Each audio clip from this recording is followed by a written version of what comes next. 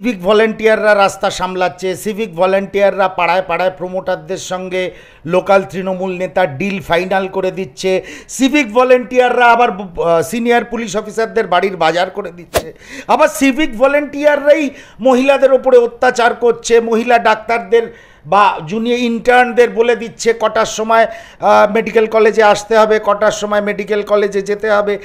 মমতা বন্দ্যোপাধ্যায় যেভাবে মিসইউজ করছে তার বিভিন্ন ফোর্সকে, একদিন সেটা বুমেরাং হয়ে ওনার বিরুদ্ধে যখন কাজ করবে উনি তখন বুঝতে পারবেন যে কত বড় ভুল আমি করেছি। মমতা বন্দ্যোপাধ্যায় বাংলার প্রতিটি বিভিন্ন স্তরের যে ফোর্স আছে তাদের রাজনৈতিক কাজে ব্যবহার করে, নিজের দলকে পরিপুষ্ট রাখার জন্য, নিজের দলকে ক্ষমতায় রাখার। তৃণমূল কংগ্রেসের এইসবই আইওয়াশ পলিটিক্স বাংলার মানুষ বুঝে গেছে। ওদের ডিগ্রিরই কোনো গ্যারান্টি নেই। যারা নিজেদের ডিগ্রিকে সময়ের সাথে সাথে উড়িয়ে দিতে পারে, ডিলিট করে দিতে পারে, তারা কে আসল মানবিক ডাক্তার, কে মানবিক নয়, এই সার্টিফিকেট তৃণমূল কংগ্রেস কিভাবে দেবে? গতকাল বিটি রোডের যে ঘটনা ঘটে সেই ঘটনাতে ইতিমধ্যে আমরা দেখতে পাচ্ছি যে আমরা জানতাম যে আরজিকর ঘটনার পর থেকে সিভিক ভলেন্টিয়ারদের নামে বা সিভিক ভলেন্টিয়ার একটা রোষ তাদের মধ্যে কাজ করছিল সকলের মধ্যে, এবং তারপরে গতকাল রাতের ঘটনার পর থেকে এখন পড়ুয়াদের প্রশ্ন যে পুলিশ যদি এভাবে অভিযুক্তকে সাহায্য করে তাহলে সাধারণ মানুষের যে নিরাপত্তা সেটা কারা নিশ্চিত করবে? দেখুন, বাংলায় এখন সিভিক রাজ চলছে। সিভিক ভলেন্টিয়াররা রাস্তা সামলাচ্ছে, সিভিক ভলেন্টিয়াররা পাড়ায় পাড়ায় প্রমোটারদের সঙ্গে লোকাল তৃণমূল নেতা ডিল ফাইনাল করে দিচ্ছে, সিভিক ভলেন্টিয়াররা আবার সিনিয়র পুলিশ অফিসারদের বাড়ির বাজার করে দিচ্ছে, আবার সিভিক ভলেন্টিয়াররাই মহিলাদের ওপরে অত্যাচার করছে, মহিলা ডাক্তারদের বা জুনিয়র ইন্টার্নদের বলে দিচ্ছে কটার সময় মেডিকেল কলেজে আসতে হবে, কটার সময় মেডিকেল কলেজে যেতে হবে। সিভিকই সিভিক, বাংলা এখন সিভিক ভলেন্টিয়ারদের রাজ চলছে, সিভিক রাজ বলা যায় বাংলায় চলছে। যে ঘটনাটা ঘটেছে অত্যন্ত দুর্ভাগ্যজনক। মমতা বন্দ্যোপাধ্যায়ের প্রশাসন এগুলোকে কিভাবে আটকাবে জানি না, কারণ ওনার এখন হাতের মুঠির মধ্যে আর কিছু নেই, প্রশাসন লুজ হয়ে গেছে। তা পুলিশ একজন মদ্যপ সিভিক ভলেন্টিয়ারকে চলে যাওয়ার রাস্তা করে দেবে, আর যারা আন্দোলনকারীদের যে ব্যারিকেডগুলো ঘিরে তারা বসে কাজ করছিল সেই ব্যারিকেডগুলোকে সরিয়ে একজন মদ্যপ সিভিক ভলেন্টিয়ারকে বেরিয়ে যাওয়ার রাস্তা করে দেবে, এটা অস্বাভাবিক কিছু নেই। আমি একটুও অবাক হইনি। এবং এই যে সিভিক রাজ, এই যে পুলিশ রাজ মমতা বন্দ্যোপাধ্যায় বাংলায় কায়েম করছেন, এটা বুমেরাং হয়ে একদিন মমতা বন্দ্যোপাধ্যায় তথা তৃণমূল কংগ্রেসের বিরুদ্ধে কাজ করবে। মিলিয়ে নেবেন। আমি একবারও বলছি না সব পুলিশ খারাপ, আমার পরিবারেও পুলিশ অফিসার ছিল, বিষয়টা তা নয়। আপনি প্রশাসনকে কতটা ছাড় দেবেন, আপনার স্বচ্ছতা প্রশাসন বুঝতে পারবে কি না? যে প্রশাসন বুঝে যায় যে কোনো ধরনের দুর্নীতি হলেই আমাদের মুখ্য প্রশাসক সেটাকে আমাদের সাহায্যে লুকোনোর চেষ্টা করে, সেই প্রশাসন কদিন পরে আর মমতা বন্দ্যোপাধ্যায়কেও মানবে না। অবাক হওয়ার কিচ্ছু নেই, বিন্দাস থাকুন, দেখতে থাকুন নতুন বাংলা, সিভিক রাজের বাংলা।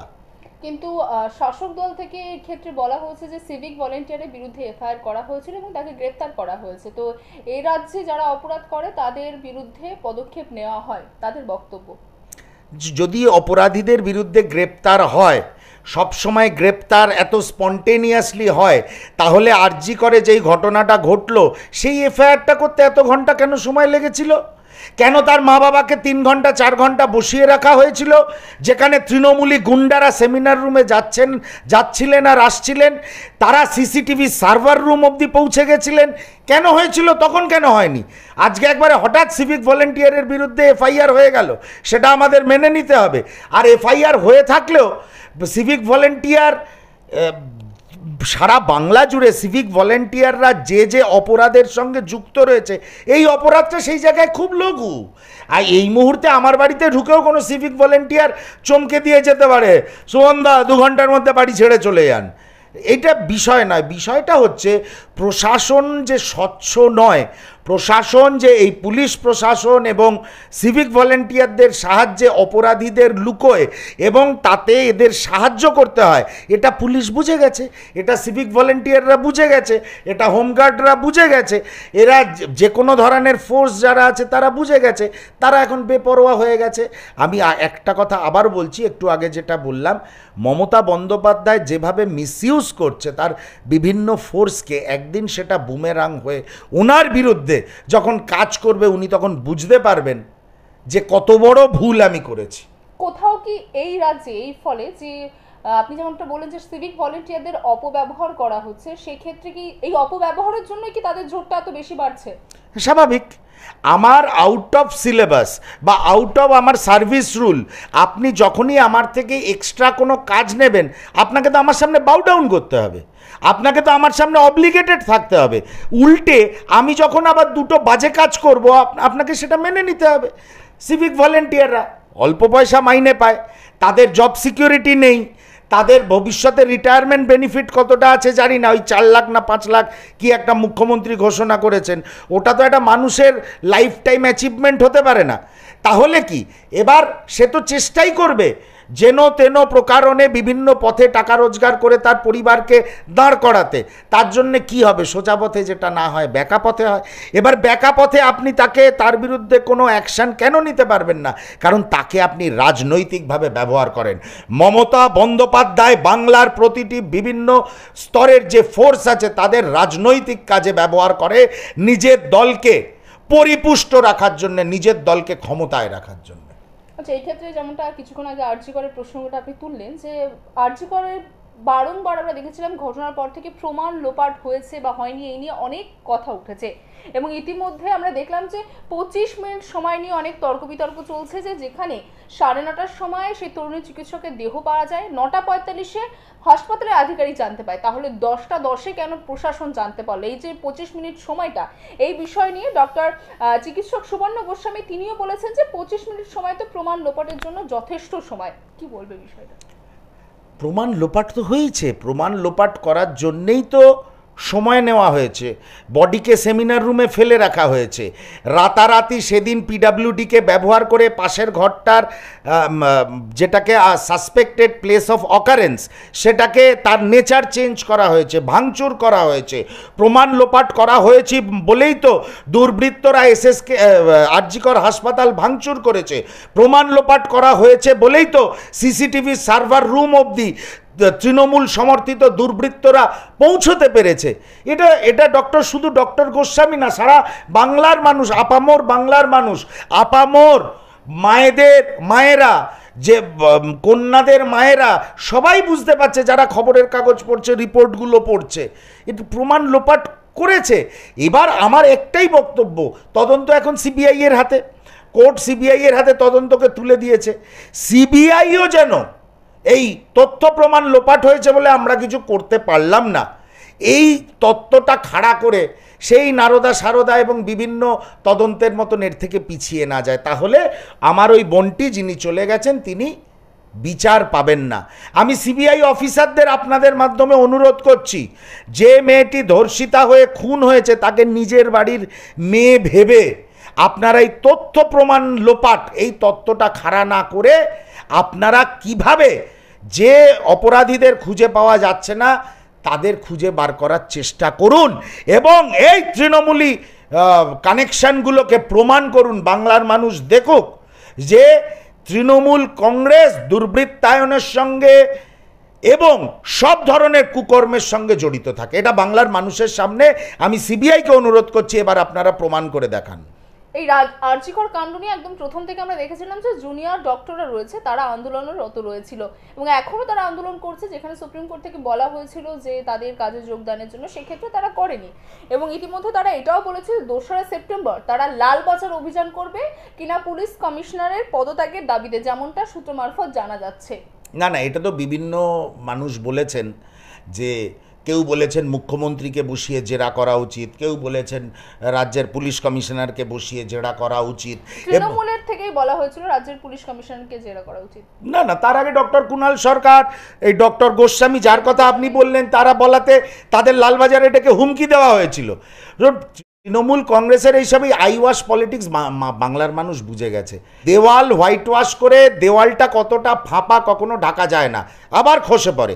তৃণমূল কংগ্রেসের ওই অঞ্চলের নেতারা কর্মীরা দুর্বৃত্তদের সঙ্গে জড়িত। দুর্বৃত্তদের সঙ্গে জড়িত না থাকলে না আজকে ওই ঘরের বোনটি মারা যেত, ধর্ষিতা হয়ে খুন হতো, না সন্দীপ ঘোষের মতন জানোয়ার সিন্ডিকেট রাজ চালাতে পারতো একটা মেডিকেল কলেজের প্রিন্সিপাল হয়ে। তৃণমূল কংগ্রেসের ওই অঞ্চলের নেতারা জড়িত, সেটা তৃণমূল কংগ্রেসের শীর্ষ নেতৃত্বও জানে।